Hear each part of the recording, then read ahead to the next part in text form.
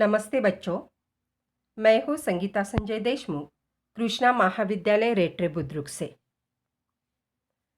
अपने 12वीं कक्षा हिंदी विषय के अंतर्गत आज हम एक घटक देखने जा रहे हैं। घटक है व्याकरण, उपघटक है रस। वैसे तो रस व्याकरण का आत्मा है। जैसे मनुष्य या स्त्री अलंकार से सुशोभित होती है, उसी प्रकार भाषा का अलंकार है व्याकरण। व्याकरण के कारण ही भाषा को एक अलग स्वरूप प्राप्त हुआ है। भाषा का अलंकार है व्याकरण। आज हम इस व्याकरण में से रस जो घटक है, इस रस के बारे में जानकारी लेने जा रहे हैं।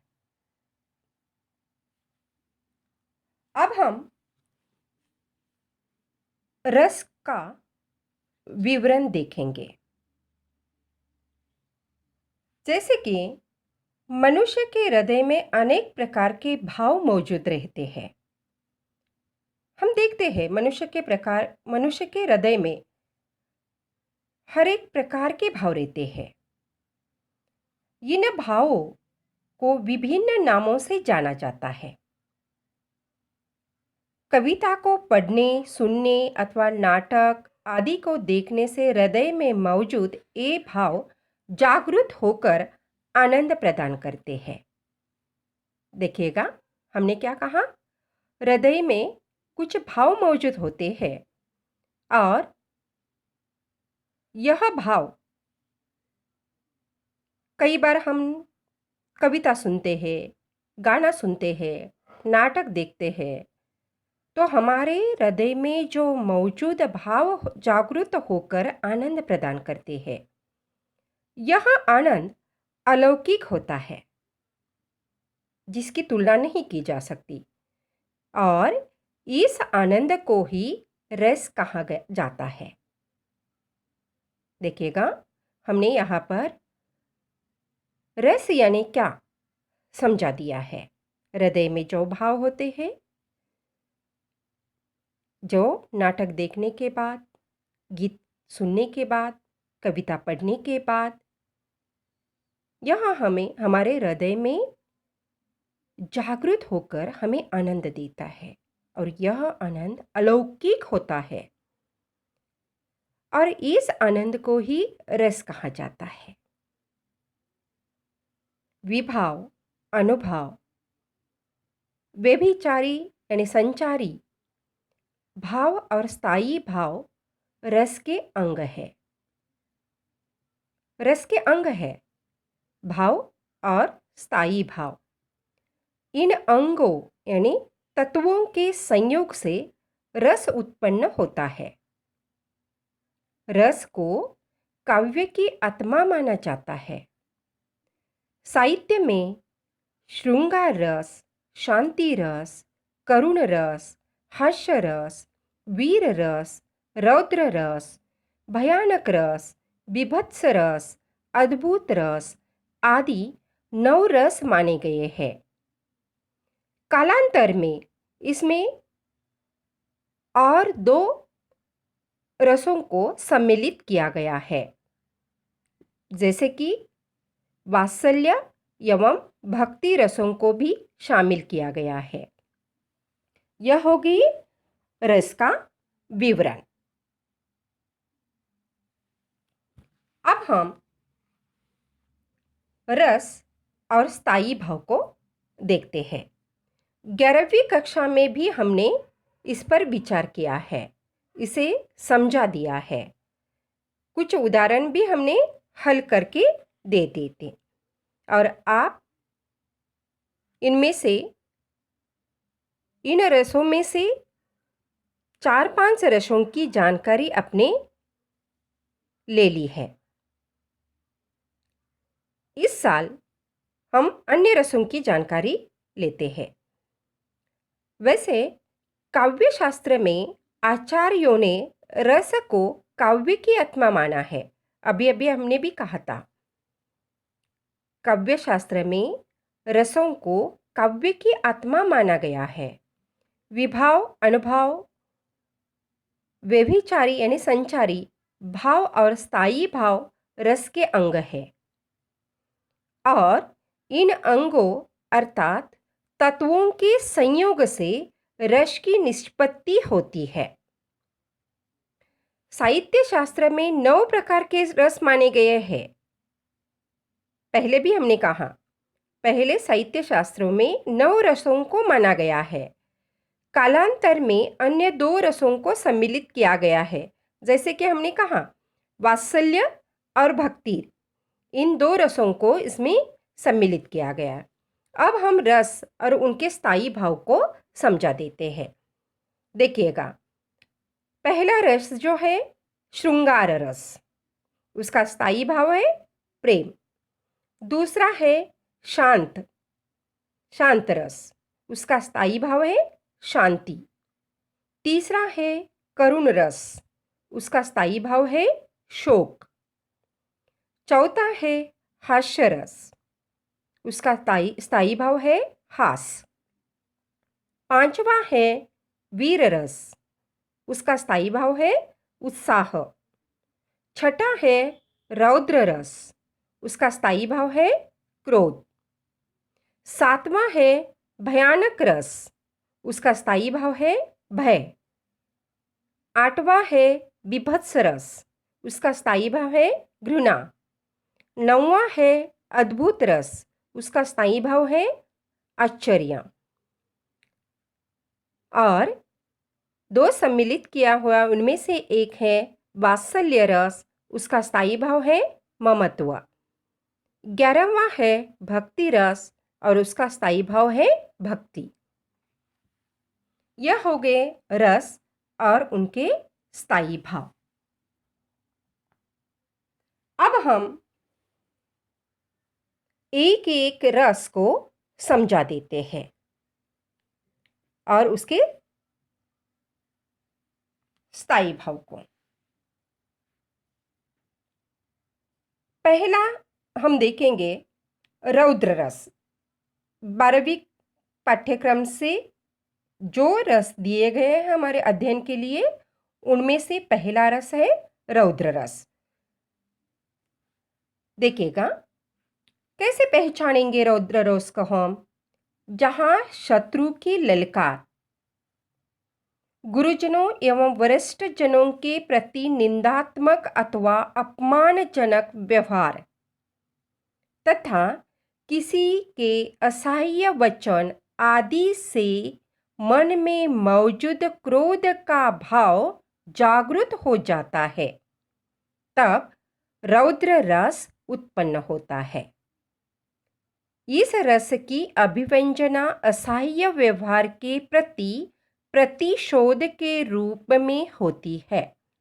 देखिएगा, रौद्र रस, जैसे कि हमने कहा, रौद्र का स्थायी भाव है क्रोध, यानी जब मनुष्य के मन में या मन का क्रोध यह भाव जागृत होता है, तब रौद्र रस की निर्मिति होती है।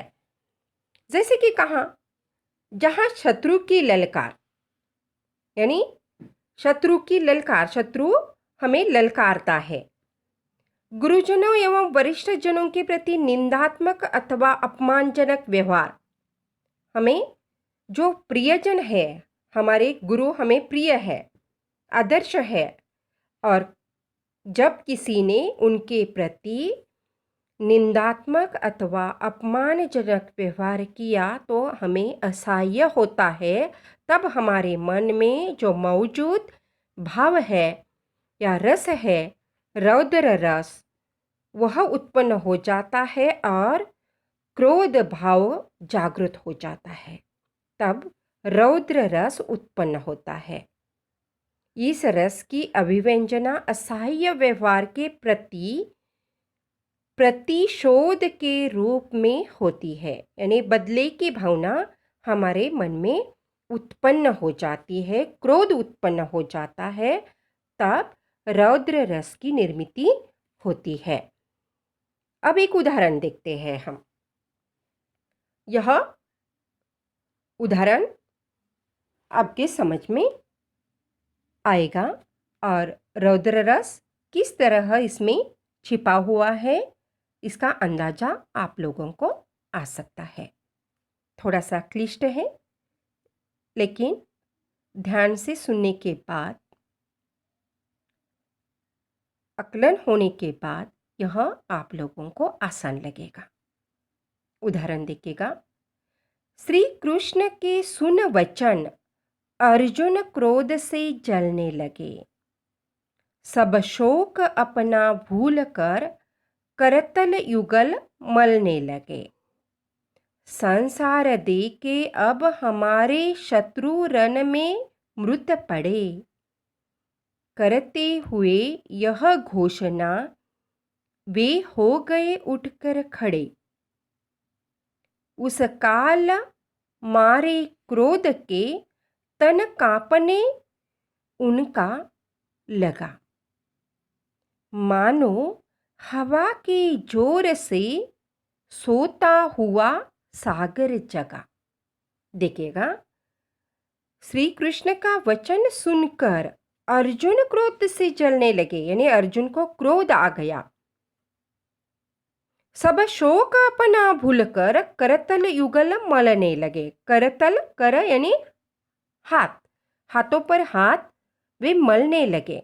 युगल, युगल यानी जोड़ी, हाथों की जोड़ियाँ मलने लगे। जब हम क्रोध में आ जाते हैं, हम जब गुस्सा हो जाते हैं, तो हम भी वैसा ही करते हैं। इस तरह यह उदाहरण जो है रौद्र रस के संबंधित है। किस प्रकार ढूंढना है? जिस उदाहरण में क्रोध दिखाई देता है, क्रोध भाव उत्पन्न होता है, तब हो गया वह रौद्र रस। दूसरा रस है बीभत्स रस, और बीभत्स रस का स्थायी भाव है घृणा। यानी जब हमें घृणा उत्पन्न होती है, कैसे होती है घृणा उत्पन्न? घृणित वस्तुएं अथवा दृश्यों को देखने, सुनने तथा अरुचिकर, अप्रिय वस्तुओं के वर्णन से मन में जो क्षोभ होता है, उसे घृणा कहते हैं। यही घृणा बीभत्स रस में बदल जाती है। देखिएगा, कुछ वस्तुएं होती है, उनके प्रति हमें घृणा आती है, या कुछ दृश्य होते हैं, जैसे कि युद्ध चल रहा है सामने और रक्त ही रक्त बह रहा है, तब हमें देखने में अच्छा नहीं लगता, घृणा उत्पन्न होती है। अरुचिकर, अप्रिय वस्तुओं के वर्णन से भी मन में क्षोभ होता है, जो हमें अच्छा नहीं लगता, अरुचिकर होता है, उनके प्रति हमें घृणा उत्पन्न होती है।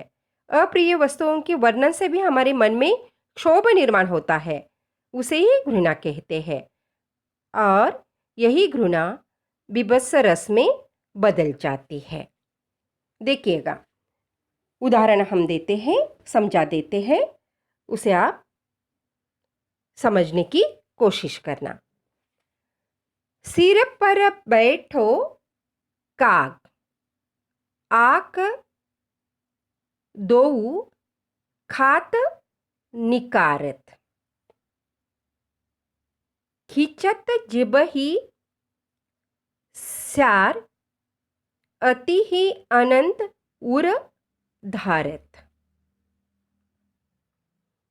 गिद्ध जांग को खोदी खोदी कै मास उपारत, स्वान अंगुरीन काटी काटी कै खात बिदारत। देखिएगा, कौवा किसी को अच्छा लगता है? किसी को भी नहीं अच्छा लगता। अगर वह हमारे सिर पर बैठ गया तो हमारे मन में क्या हो जाएगा? घृणा उत्पन्न हो जाएगी। यानी घृणा उत्पन्न होने वाली घटना अगर हमारे साथ घटेगी तो हमें अच्छा लगेगा? बिल्कुल भी नहीं। तो इस उदाहरण में और भी दिया है। गिद्ध, यह पक्षी किसी को अच्छा लगता है? वो तो मांस खाता है, और वह अगर हम देखते हैं तो हमारे मन में क्या हो जाता है? घृणा उत्पन्न होती है। इसीलिए इस उदाहरण से क्या हम समझे? बीभत्स रस को समझा। यानी कि मन में घृणा उत्पन्न करने वाला दृश्य अगर हम देखेंगे, सुनेंगे या अरुचिकर अप्रिय वस्तुओं के वर्णन से हमारे मन में क्षोभ निर्माण हो जाता है, यानी कि घृणा उत्पन्न होती है। वैसे ही इस उदाहरण में काग और गिद्ध का जो वर्णन किया है, जिससे मन में घृणा उत्पन्न होती है, यानी यह बीभत्स रस से संबंधित उदाहरण है। इस तरह आज हमने सिर्फ 2 रसों के बारे में ही जानकारी ले ली है, क्योंकि अन्य रसों को अगर हम जानकारी देंगे, समझा देंगे, तो आप आसानी से समझ नहीं पाओगे। इसीलिए आज के लिए सिर्फ हम इन 2 रसों की ही जानकारी दे दी है। अगली तासिका में हम अन्य रसों की जानकारी लेंगे। धन्यवाद।